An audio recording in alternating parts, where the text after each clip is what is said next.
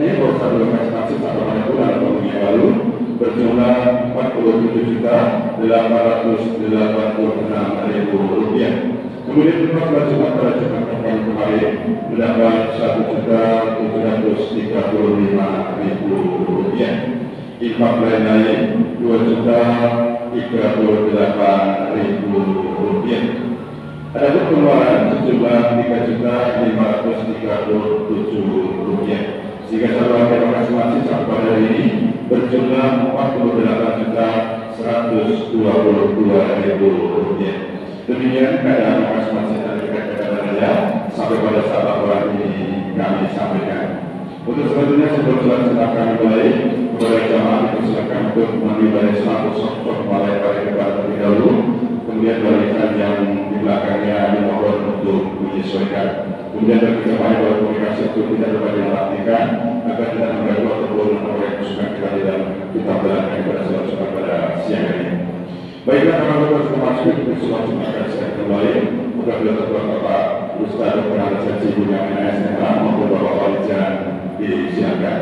Sekian yang perlu sampaikan atas nama Allah dan ucapan banyak terima kasih. Assalamualaikum warahmatullahi wabarakatuh.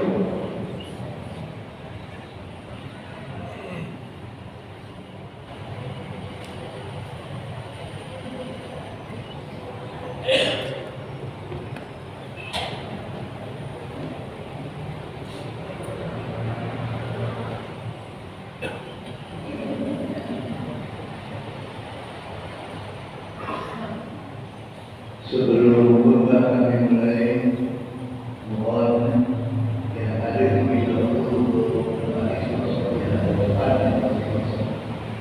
Selanjutnya bagi jemaah yang terlambat, langsung nanti sholat tahiyat masjid, walaupun COVID-nya dan kita tidak ada alasan untuk melakukan sholat tahiyat masjid.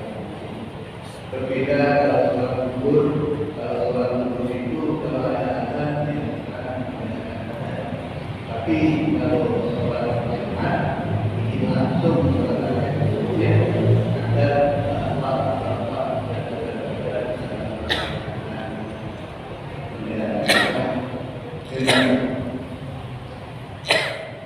Assalamualaikum warahmatullahi wabarakatuh.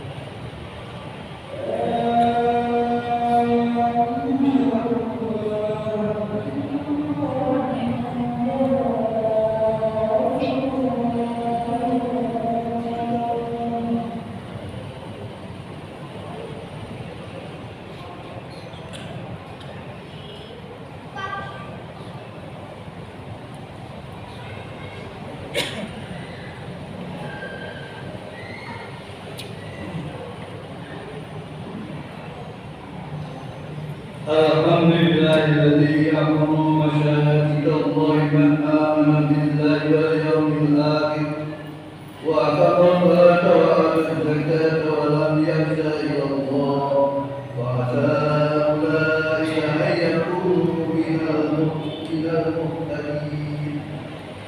أشهد أن لا إله إلا الله الملك الحق المبين وأشهد أن محمدا عبده ورسوله الصادق الوعد الأمين. اللهم صل وسلم على نبينا محمد وعلى آله وأصحابه أجمعين. أما بعد، يا أيها الذين آمنوا اتقوا الله حق تقاته ولا تموتن إلا وأنتم مسلمون. يا أيها الذين آمنوا اتقوا الله وأطيعوا ما قدمت لغد واتقوا الله إن الله خبير بما تعملون. Wahai muslimin jemaat Jumat yang dirahmati Allah, marilah kita bersyukur pada Allah nikmat-nikmat yang telah dicurahkan kepada kita sampai dengan hari ini. Kalau kita hitung nikmat-nikmat Allah sudah cukup banyak. Semakin kita berumur berusia, umur kita bertambah, nikmat itu sudah kita lalui sampai sekarang kita nikmat. Untuk itu maka seorang muslim yang bijak senantiasa mensyukuri nikmat Allah, dan Allah berjanji akan menambah kenikmatan. Mari kita bertakwa pada Allah dengan takwa yang sebenar-benarnya. Takwa dalam kacamata Islam berbeda dengan takwa secara umum yang sering kita dengar. Yang takwa beliau atau yang umum biasanya hanya merupakan ucapan-ucapan yang tidak ada realisasinya untuk melaksanakan apa yang kita. Dalam Islam, pelaksanaan takwa adalah melaksanakan apa yang diperintahkan Allah dan meninggalkan apa yang tidak. Kalau kita sebagai seorang muslim belum melaksanakan perintah dan tidak meninggalkan larangannya dan belum meninggalkan larangannya, maka itu kita belum dikatakan. Untuk itu, kata kunci seorang muslim adalah takwa kepada Allah. Dan inilah yang nanti predikat takwa dan mungkin sekepok pahala yang kita miliki akan kita pertanggungjawabkan dan kita akan jatuhkan pada Allah agar kita di dalam hidup di akhirat bisa menjadi orang-orang yang diterima. Hadirin sidang Jumat yang berbahagia, topik khutbah kita pada siang hari ini adalah mewujudkan masjid yang ramah jamaah. Membangun masjid bukanlah hal yang mudah, apalagi membangun jamaah yang ramah itu lebih sulit lagi. Dalam memanage, mengelola dan memberdayakan masjid, kita merujuk pada firman Allah di dalam surat At-Taubah ayat 8. A'udzu billahi minasyaitonir rajim. Innama ya'muru masajidallah man amana billahi wal yawmil akhir wa aqama shalah wa ata zakah wa lam yakhsha illa Allah wa 'asa ulaika an yakunu minal muhtadin. Sesungguhnya yang memakmurkan masjid Allah hanyalah orang-orang yang beriman kepada Allah dan hari akhir, serta tetap melaksanakan sholat, menunaikan zakat, dan tidak takut kepada apapun, kepada siapapun kecuali kepada Allah. Mudah-mudahan mereka termasuk orang-orang yang mendapatkan. Demikian firman Allah dalam surat At-Taubah ayat Ada 3 komponen dalam manajemen pengelolaan masjid. Yang pertama adalah idarah, yaitu tata laksana administrasi yang meliputi surat menyurat, kegiatan, pendataan, keuangan, sarpas, dan hal-hal yang berkaitan langsung dengan administrasi. Yang kedua adalah imar, yaitu meramaikan masjid dengan berbagai kegiatan yang mendatangkan dan melibatkan jamaah, sehingga semua jamaah merasa memiliki hak dan kewajiban yang sama dalam melaksanakan ibadah di masjid. Yang ketiga adalah riayah, yaitu memelihara dan merawat semua aset masjid yang merupakan hasil jariah dan wakaf dari para jamaah. Aset masjid tidak hanya berupa gedung, namun juga seluruh aset yang dimiliki, termasuk apapun yang ada di dalam wilayah masjid. Jadi ada 3 hal yang perlu kita perhatikan. Yang pertama adalah idarah, administrasi manajemen masjid. Yang kedua adalah imarah, yaitu aktivitas dalam rangka membangun masjid. Dan ketiga adalah riayah, yaitu pemeliharaan fisik. 3 konsep inilah yang perlu kita senantiasa perhatikan dan kita laksanakan sesuai dengan aturan-aturan lain yang ada di dalam aturan-aturan yang telah kita buat. Tadi yang coba yang berbeda. 3 konsep tersebut bertujuan agar 1. Mampu mengembangkan kegiatan dan memakmurkan masjid. Semakin masjid dicintai jamaah dan berhasil membina dakwah di lingkungan. Yang kedua, mengelola masjid adalah kewajiban kita umat Islam seluruhnya, sehingga kita harus mampu mengaturnya agar masjid benar-benar berfungsi sebagai tanah. Jadi kalau selama ini kita yang berkata pada takmir, ternyata masjid ini semua jamaah punya hak dan kewajiban untuk memakmurkan masjid. Yang ketiga, masjid harus difungsikan sebagai pusat ibadah, pusat pembinaan umat, dan pusat persatuan. Maka dari itu kemudian ada berbagai kiat-kiat bagaimana kita melaksanakan, memanage, mengelola masjid ini dengan baik. Di sini ada kiat mewujudkan masjid yang ramah jamaah. Yang pertama adalah tugas bagi takmir. Takmir yang pertama harus menyediakan fasilitas masjid, sarana prasarana sesuai dengan kebutuhan dan sesuai dengan kemampuan masjid setempat. Dan perlu diberikan fasilitas pada yang memadai. Misalnya sekarang ini masjid perlu saudara-saudara kita yang sudah sepuh, bahkan merupakan saudara-saudara kita yang difabel, perlu disiapkan sarana yang bagus. Sehingga kalau di sini ada saudara kita yang mungkin perlu menggunakan kursi roda, dia bisa masuk ke masjid walaupun ke pintu masjid sehingga dia bisa ikut. Ini perlu dipegang. Semua aja di masjid-masjid yang belum melaksanakan.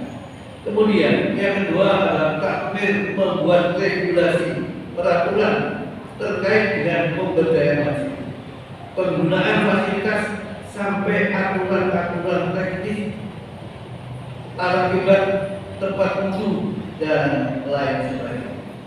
Hal inilah yang perlu dilakukan oleh pengurus takmir sehingga fasilitas yang ada, perlu kita siapkan dan kita ada.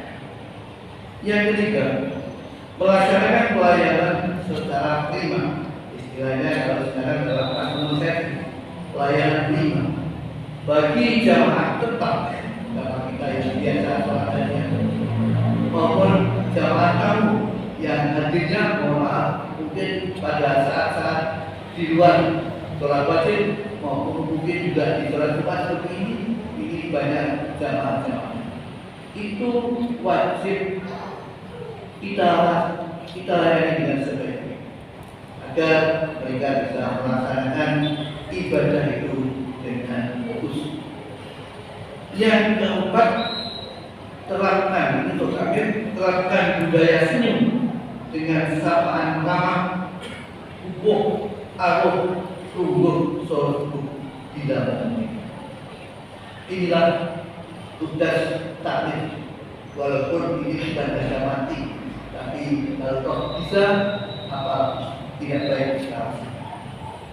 Yang berikut adalah kewajiban dan bagaimana sebaiknya para jamaah, baik itu tamu dalam arti yang tidak melaksanakan sholat wajibnya di sini, yang tamu di luar lingkungan kita, ataupun mungkin juga bagi jamaah-jamaah. Bagi jemaah yang hadir di masjid adalah tamu-tamu Allah yang mulia, yang perlu dan harus dihormati dengan pelayanan yang memuaskan. Di lain juga para tamu agar bisa menerima pelayanan ini secara apa yang tersedia untuk bisa melaksanakan dengan baik. Satu contoh di sini misalnya kita menyiapkan tempat untuk sandal dan sepatu bagi jamaah, gunakan kalau masih ada. Kalau tidak bisa ditempatkan di masjid. Asal masih dalam batas kewajiban. Yang kedua, di sini juga disiapkan tas, disiapkan almari tas. Jadi bagi jamaah yang ada di sini, tolong tasnya bisa ada disiapkan. Insya Allah aman karena dikunci. Jadi kalau ada tas, silakan bapak sekalian untuk meninggalkan di sana. Itu ada banyak ibu benar-benar 20 atau berapa untuk dikunci. Jadi biar selama ini kalau kita melihat jamaah masuk sini bawa tas besar, kemudian di depan mereka menyebabkan sholat beliau tidak khusyuk.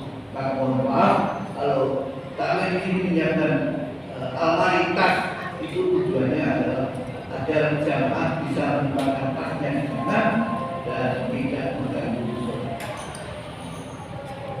Kemudian yang kedua adalah melaksanakan aspek ibadah dan akidah syariat dan akhlak agar tamu merasa terhormat dan nyaman. Jadi para jamaah dan melaksanakan aspek-aspek akidah, aspek-aspek syariat dan aspek akhlak. Karena di dalam ibadah itu intinya ini akidah, syariat. Ini misalnya yang terakhir itu tidak apa.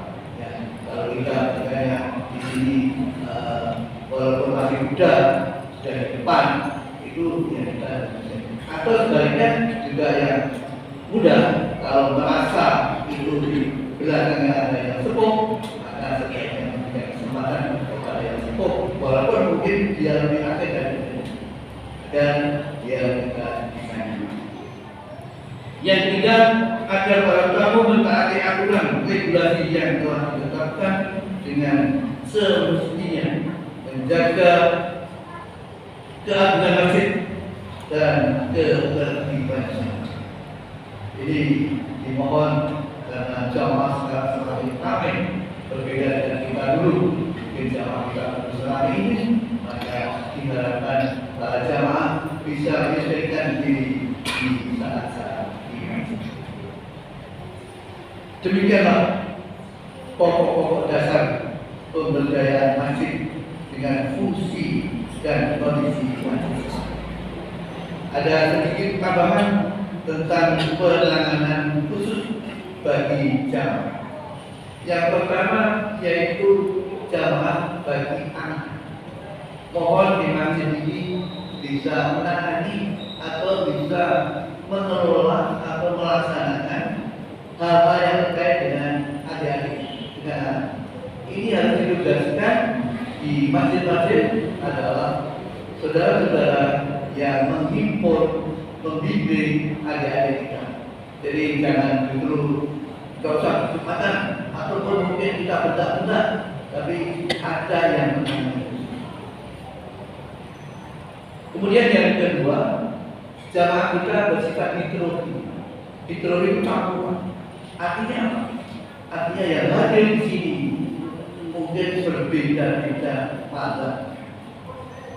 Kita yang bagian dari haji itu tahu di Mekah, di Madinah itu jamaahnya dari seluruh dunia, sehingga mazhabnya juga lebih banyak di sana daripada kalau di Mekah itu tidak bisa melaksanakan sholat Idul baik walaupun berbeda-beda mazhab, maka di masjid-masjid kita walaupun berbeda mazhab itu tidak masalah.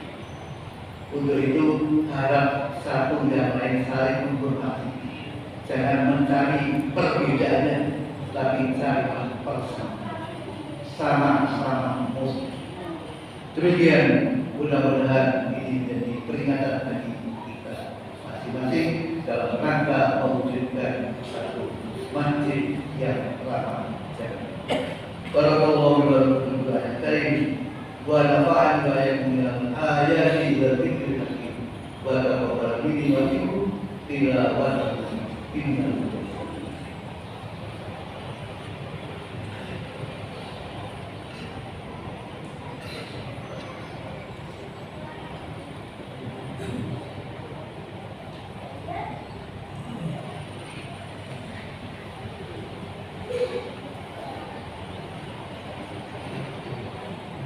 Alhamdulillahilladzi hadana li hada wa ma kunna linahtadiya laula an hadana Allah.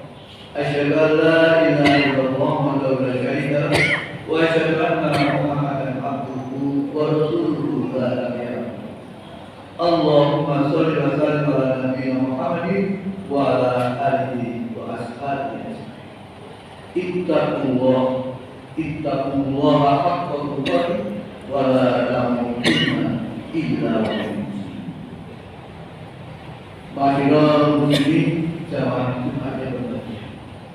Apa yang saya sampaikan itu adalah merupakan hal yang baik apabila kita tidak bisa menghindar.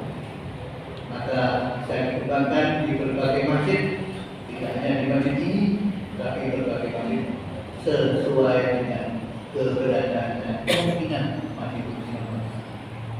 Jadi tidak harus persis seperti yang saya sampaikan, tapi dengan keterbatasan yang ada di daerah masing-masing, karena yang perlu kita lakukan, kita coba, kita antisipasi dan kita sehingga masjid-masjid kita semakin lama semakin diganggu oleh sakit.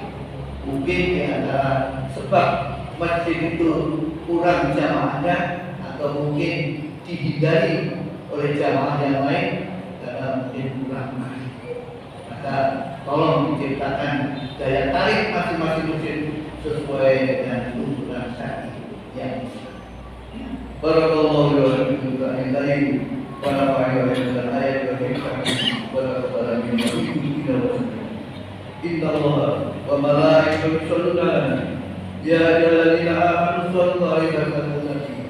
Allahumma shalli 'ala Muhammad wa 'ala ali Muhammad kama shallaita 'ala Ibrahim wa 'ala ali Ibrahim innaka Hamidum Majid.